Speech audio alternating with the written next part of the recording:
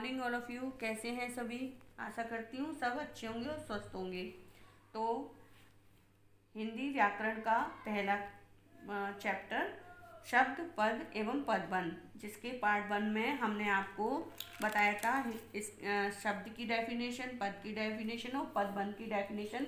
उसके साथ ही हमने आपको बताए थे शब्द के भेद और पद तथा पदबंध में अंतर। अब सेकंड पार्ट में हमने आपको बताए पद के भेद। अब हम थर्ड पार्ट में आपको बताएंगे जो है अव्यय के भेद। तो अव्यय को हम भेद हिंदी व्याकरण में इनकी जो है 5 संख्या बताई गई है। तो सबसे पहला है इसमें क्रिया विशेषण। जो अभिकारी शब्द क्रिया की विशेषता बताते हैं उन्हें क्रिया विशेषण कहते हैं। जैसे धीरे धीरे, बिल्कुल, प्रतिदिन, बहुत, ज्यादा, ये जो है क्रिया की विशेषता बताने वाले शब्द है। जैसे राम धीरे धीरे चलता है, तो यहाँ पर धीरे धीरे क्या है? क्रिया की विशेषता है, तो ये क्रिया विशेषण हो गया। संबंध बोधक, जो अव्यय शब्द संज्ञा सर्वनाम शब्दों के साथ जुड़कर उनका संबंध वाक्य के दूसरे शब्दों से बताते हैं, उन्हें संबंध बोधक अव्यय कहते हैं। जैसे और, जैसे तुम्हारी ओर राम जाता है। जैसे पास, तुम मेरे पास रहते हो। सिवाय, तुम्हारे सिवाय मेरा और कोई नहीं है। तो यहाँ पर ये जो संबंध बोधक हैं। अब है तीसरा समुच्चय बोधक अव्यय। जो शब्द वाक्यांशों या वाक्यों को परस्पर जोड़ने वाले अभिकारी शब्द समुच्चय बोधक कहलाते हैं।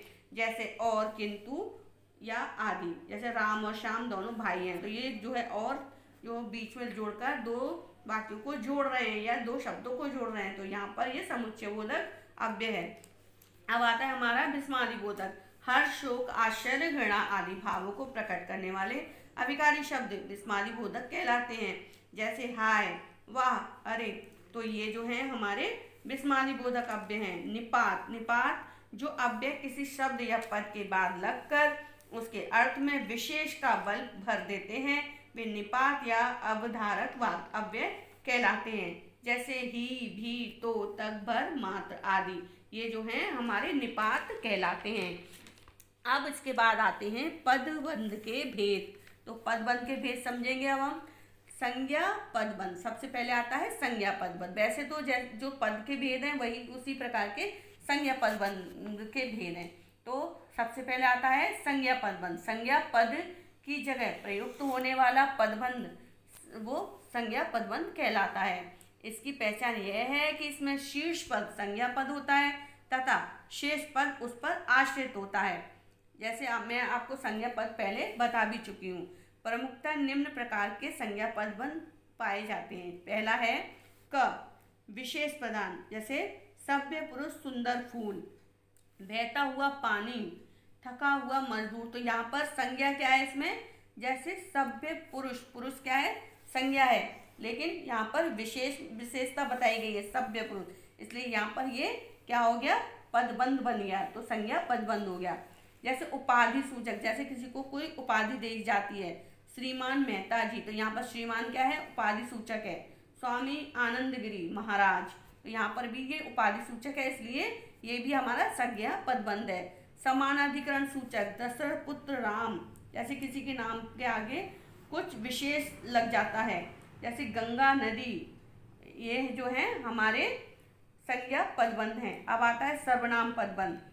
सर्वनाम का काम करने वाला पदबंध सर्वनाम पदबंध कहलाता है। इसमें पूरा वाक्य खंड किसी सर्वनाम शब्द से संबंध रखता है। जैसे चोट खाए हुए तुम, यहाँ पर तुम लास्ट में आया है और उसके आगे क्या आया है?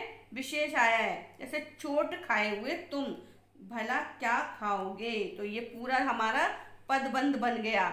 कौन सा पदबंध बन गया? सर्वनाम पदबंध।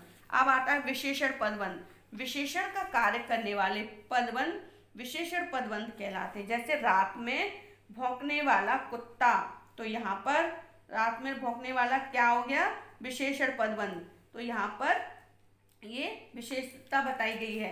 अब आता है हमारा क्रिया पदबंध। एक से अधिक क्रियापद मिलकर जहाँ क्रिया का कार्य कर रहे हो उसे क्रिया पदबंध कहते हैं। जैसे बच्चे दौड़े चले जा रहे हैं, यहाँ पे चलना भी क्रिया है और दौड़ना भी क्रिया है और जा रहे हैं ये भी क्रिया है, तो कई सारी क्रिया एक पदबंध में बन गई हैं, तो यहाँ पर जो है ये क्रिया पदबंध कहलाएंगे। अब आता है हमारा क्रिया विशेषण पदबंध। क्रिया विशेषण पद की जगह प्रयुक्त होने वाले पदबंध क्रिया विशेषण पदबंध कहलाते हैं। जैसे वह बहुत धीरे धीरे उठा, मैंने जैसे पहले बताया था कि धीरे धीरे क्या है, क्रिया की विशेषता है, इसलिए यहाँ पर ये क्रिया पदबंध विशेषण हो गया।